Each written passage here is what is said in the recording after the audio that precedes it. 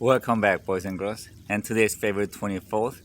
Yes, I'm done with the morning hunt. Didn't see any movement. And this is pretty common in late season because a lot of deer's been taken out and the ones that survived just got smarter. I was really hoping that I could test out the Tectacam with my FTS mount, but not today. Well, one of my viewers asked me if I could do a video on how I like to set my trail cameras and my tree stands. So I thought today might be a good day since I want to retrieve all my cameras now. Well, first let's talk about this tree stand. This tree stand has produced most deer this year. And I like to have my tree stand set where the sun rises from either one side from me and goes down on the other side. I don't like to face the sun because it can really blind you. And sometimes when you have the sun in your face, deer can see you really well. And you also want to make sure you have a really good view all around so that you have a really good shooting range.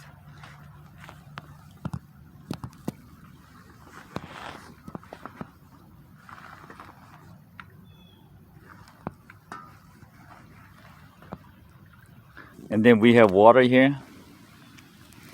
Now when you have water, you're gonna have one point that deers love to cross, and that is right there. So that's about 40 yards from me. And you also want to have a tree stand set where you could actually have the broadside shot. And one thing that I noticed is that deers usually like to stop before they cross and look around and make sure it's safe and then cross. So you don't want to stand too close to the crossing point or they'll bust you. Also, we have a fence going across here, and there's a broken fence right there. And deers love to cross that point. So you want to have your tree stand set where you have a broadside view where they're crossing about 60, 70 yards away. And again, before they cross the fence, they like to stop and look around. So you don't want to have your tree stand too close to the spot. Now I have my trail cameras there because deer love to come out and cross over there and cross the water or go straight over, or sometimes they will come down this way. So this year I cut all this tree here so I'll have the shooting lane, and that gives me the perfect broadside view. So from this tree stand, I have an entry point for the deer to come across the fence, and then I have water crossing point for the deer.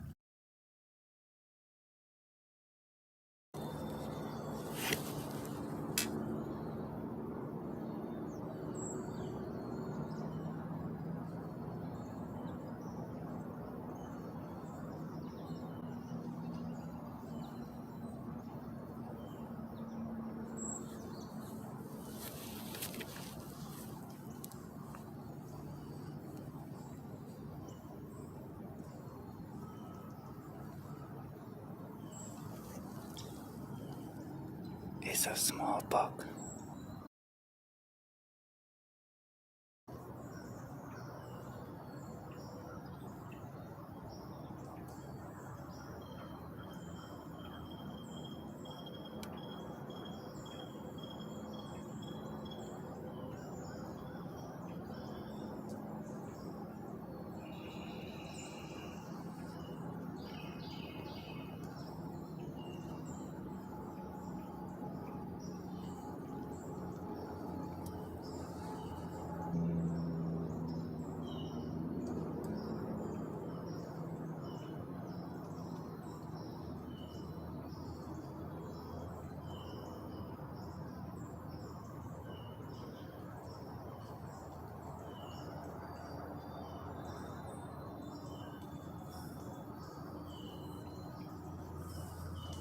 So this worked out really well for me. Now one thing you have to remember is that most common accidents in hunting is tree stand. So every year you have to make sure everything on your tree stand is nice and tight. And if you need to replace it with the new ratchet straps because your life depends on it.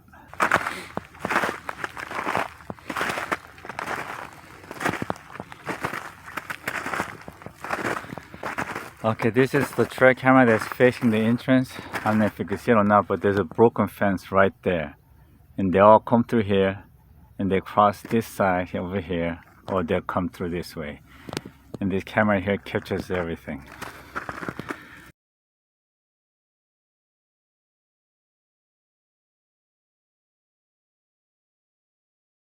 Another thing that you want to keep in mind is that you don't want to have small trees in front. If there's, just cut them off because the wind could make them move and that could trigger the camera. So you might have a whole bunch of pictures of nothing. Now I like to mount my camera not too high or not too low, but just about my shoulder height. and put a piece of branch here so it's angling down just a little bit. Now you can see that this is a deer corridor. They like to move right here and they go feeding this way and they come the other way for the bedding, which is right over in there.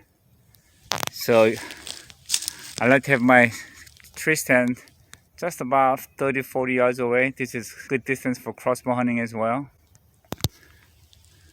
And camera set aside so it's not facing the deer. You don't want to have facing the deer because they'll see it. So it's best to just have it on the side. And that also catches the deer moving from that direction as well.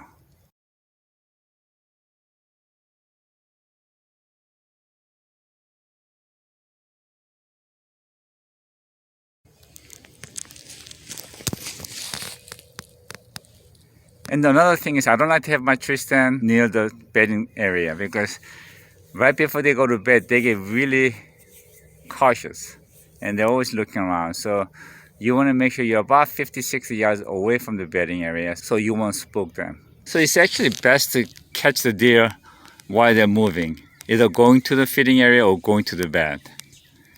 Okay, this is two-person tree stand. If you can, it's better to have two-person tree stand. It's so much more roomier and so much more comfortable. And it's easier to aim as well. Okay, this is the corridor that we talked about. They like to move from feeding to bedding. So from this tree stand, you have perfect broadside view and the shot. And the sun rises from my left and goes down to my right.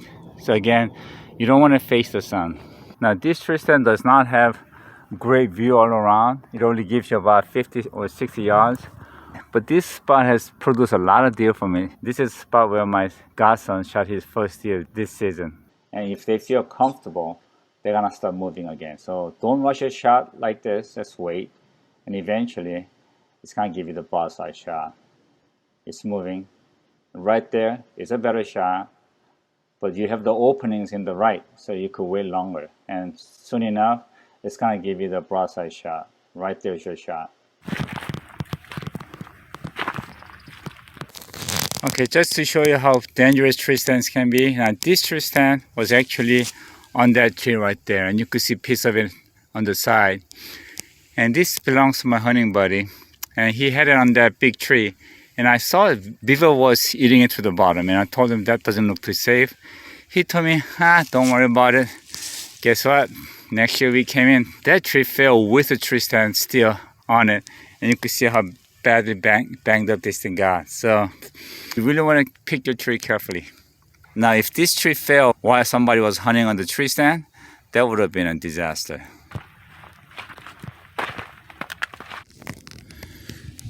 This used to be my favorite evening hunt spot because sunset's behind me and right there you can see water as well. So the deer used to be traveling through here and coming across here to cross the water.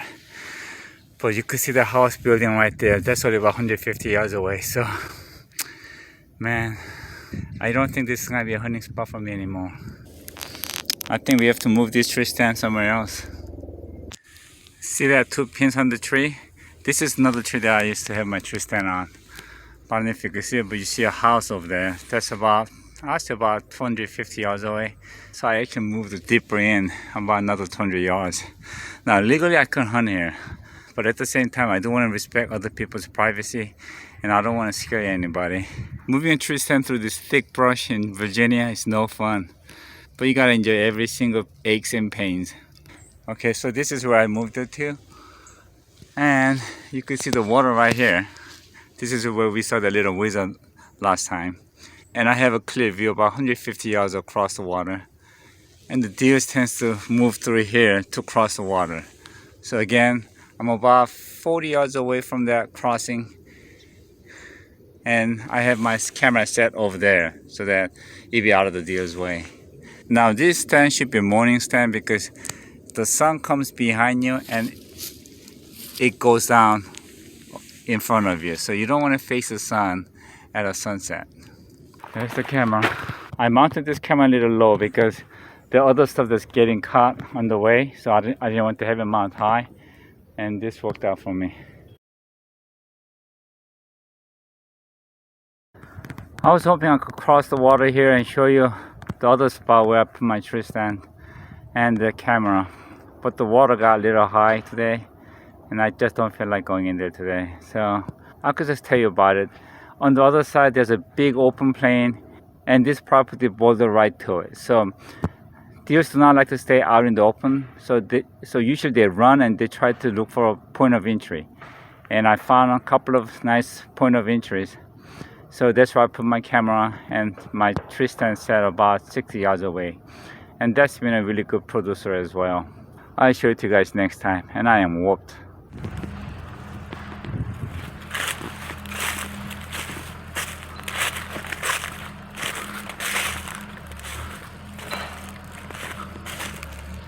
That is a huge house.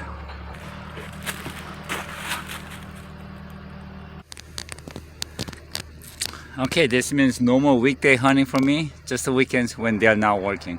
I've done my fair share of research on how to set trail cameras and tree stands, but after about 5 years, this is the conclusion that I came up with. And I really believe every property has its own little uniqueness, so you just have to try different things and come up with your own way, and you'll be fine. And lastly, thank God for today. See you later.